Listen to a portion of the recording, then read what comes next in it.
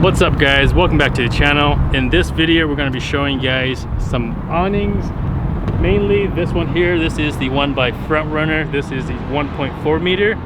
We're going to show you guys a 2 meter as well, and of course show you guys how to install it on a roof rack. So let's get started. Alright guys, so we have here two awnings by 4Runner. This one here is a 2 meter long awning. As you can tell, it's quite a bit longer. And this other one here is a 1.4 meter. So if you guys have a Tacoma, the 1.4 is gonna fit on your Prinsu, on your upTOP Overland, pretty much any rack that you have, because this is the size of the cab. If you guys want to go with the 2 meter, I'll throw a picture up on the screen to show you guys what that looks like. It does hang over maybe that much or so in the front, but you do get more shade, which is why I tried to do that before.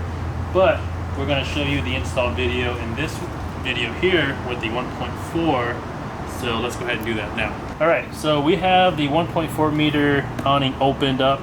Inside you have a little tie down rope, some stakes that are in this bag, and also in that bag you get some hardware and some open end wrenches, which is nice to have. So once we have that, depending on your roof rack, you will need some brackets.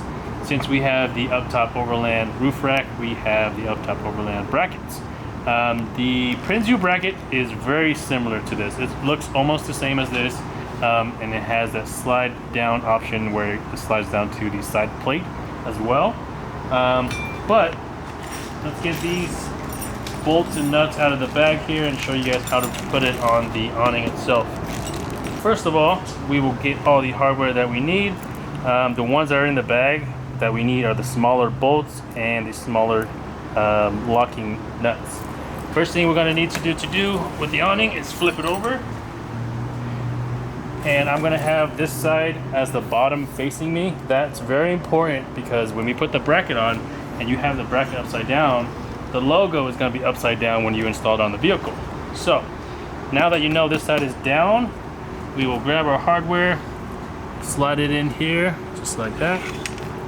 And there's going to be 2 on top and 2 on the bottom. Okay. Next, we will find where we want to mount the bracket. So this here is the bottom.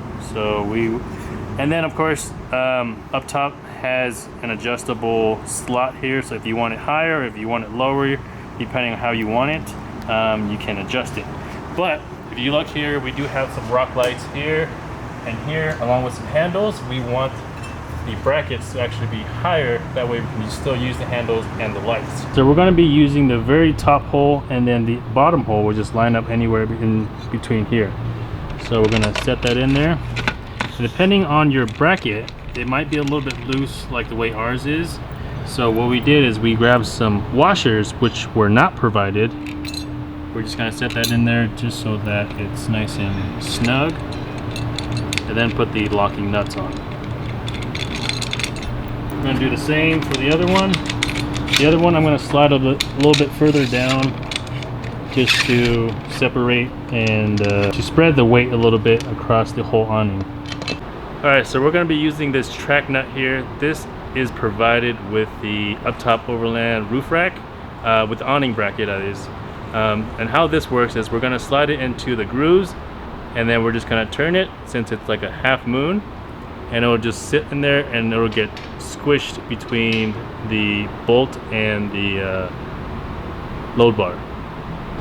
So the load bars that we're going to be installing it on is going to be this one here and this one here, and the reason is that these ones don't have anything in the way like the lights or a handle, so that's going to be the widest that we can separate the awning. So how we install these track nuts, so I'm going to show you right up here just as an example. You're going to basically have the round side on the bottom, and then you're just going to push it in there and then set it so that way it sits nice and flat like that. Once it's flat, and then you put the bolt on top,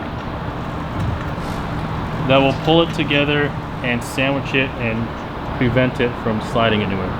Okay, so with the brackets bolts still loose on here, we'll go ahead and move it up to the roof rack, get it kind of lined up where we want it, and then we'll bolt everything down. Okay, once those are squared, we'll hop up on the top and bolt those ones down, because that's exactly where it's going to sit, and then we'll mount the hardware to the actual load bars on top. So we're going to be able to reach the top one with just a regular ratchet and 10mm, but the bottom one we're not going to be able to get to with this very well. So we're going to use a 10mm that is provided with the 4Runner to tighten that up. And it's already pretty close to where we need it, so it doesn't take too much to tighten it down, just like that. And then we'll do the same for the back. Okay, so once we have the awning mocked up, we're going to install the actual hardware that goes from the bracket to the load bar. So behind there we put the track nut that's in there, and you can kind of see the little silver that's in there. That's where the track nut is.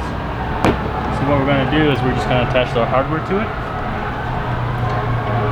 and that should be pretty self-explanatory. Just thread it on and tighten it up. So once you have that first one started, we're going to do the exact same thing to the other side, and then the back bracket. All right, so once you guys have tightened the bracket to the load bars, now you can actually adjust your awning to wherever's center for your roof rack. So you can kind of see it's kind of like way back here towards the back, so we need to scoot it forward a little bit until you have reached the center or wherever you would like to put it, and then you can hop back up, and then using a 10mm you can tighten the actual nut itself to the awning, so that way it won't move anymore. You do the same to the bottom, and then of course when you're done with these front two, do the rear, and then you're pretty much all set. There we go. That's pretty much it.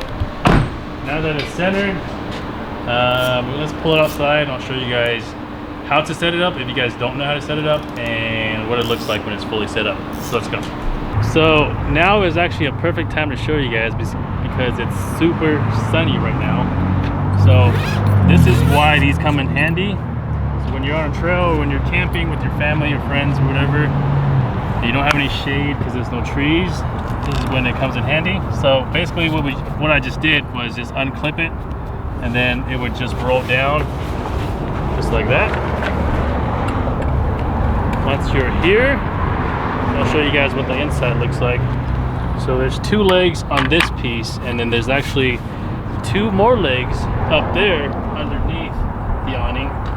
So what we're going to do first is we're going to pop these legs off. So I'm going to hold it this way just so you guys can see, but normally just hold it straight and then pull the legs out. So they have these little black stoppers, so that way when you stick them in here they stay and they don't just fall out when you tip it up. So I'll pop that out. Oh shit. Set that down, and then we'll pop the other leg out. And the way these work is that at the bottom here you see there's two sections. There's a smaller tube and then the bigger one. So you twist it, slide it out, and then twist it clockwise to lock it in place.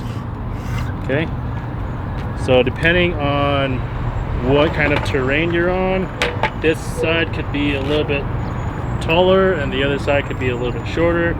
So obviously you can adjust that as needed. Lock it into place. Grab this other one.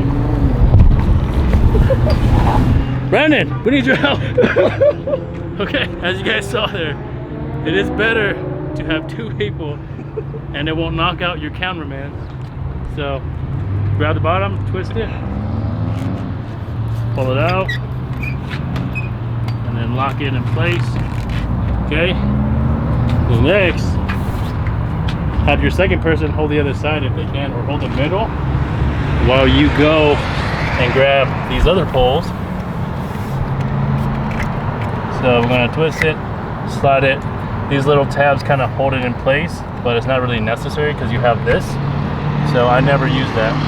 Pop that out, swing it all the way around, slide it into this hole right here, which goes all the way through. So get it in those holes and then lock it in place. Again, twisting it. Do the same to the other side. Pop it out, swing it all the way around. Make sure it's unlocked by twisting it. Slide it out. Get it in those two holes, and then stretch it out as far as you can to make the tarp straight, and then lock it in place. And then lastly, with the Velcro, undo it and then make it as tight as you need it to be. And there should be one more. There's 3 on each side. Once you have those on, you have a bunch of shade now, even though the sun is behind the clouds now. But that's pretty much it.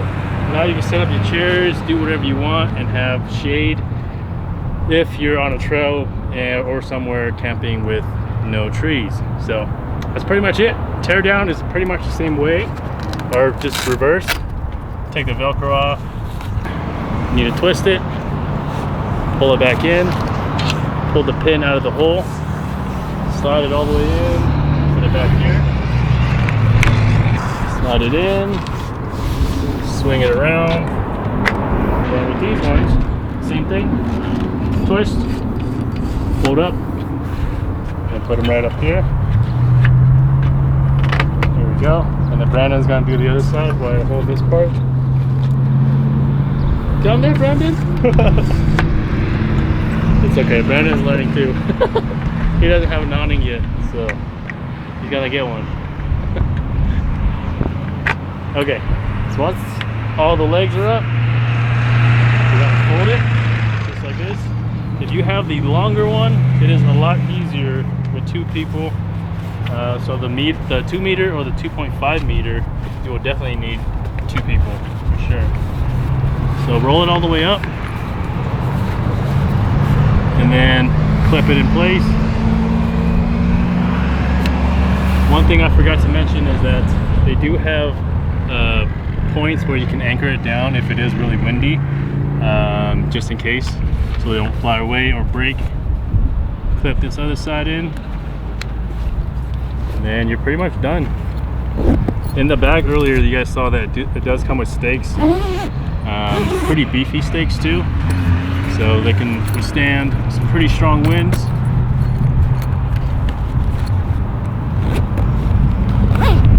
There we go.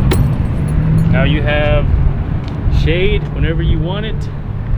Alright, so one thing I forgot to mention to you guys is that the awning is kind of versatile. Let me show you here.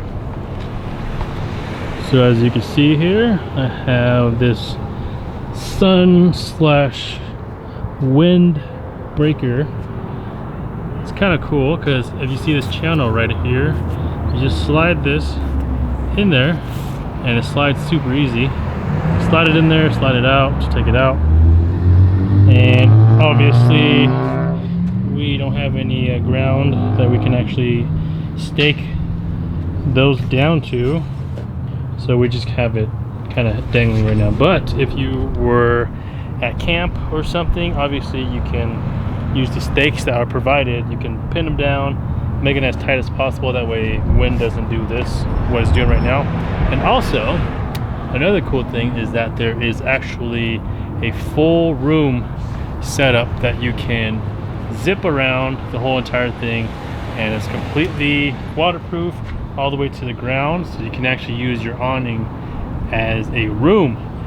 This awning is pretty cool because you can use it as instant shade. You can throw this thing on here. Say you're at camp and you have this thing set up in the morning and the sun raises up on that side, and then all of a sudden in the afternoon the sun's over here, and then now the sun is just directly at you. So you can throw this up and block the sun. That way you have full protection from front to back. Obviously don't set up an awning where the sun hits you from the side, because that is just kind of dumb. Doesn't make any sense to do that. So don't do that. But I think that's pretty much it. Awnings are super cool, super useful, super easy to set up. You can use it as a room.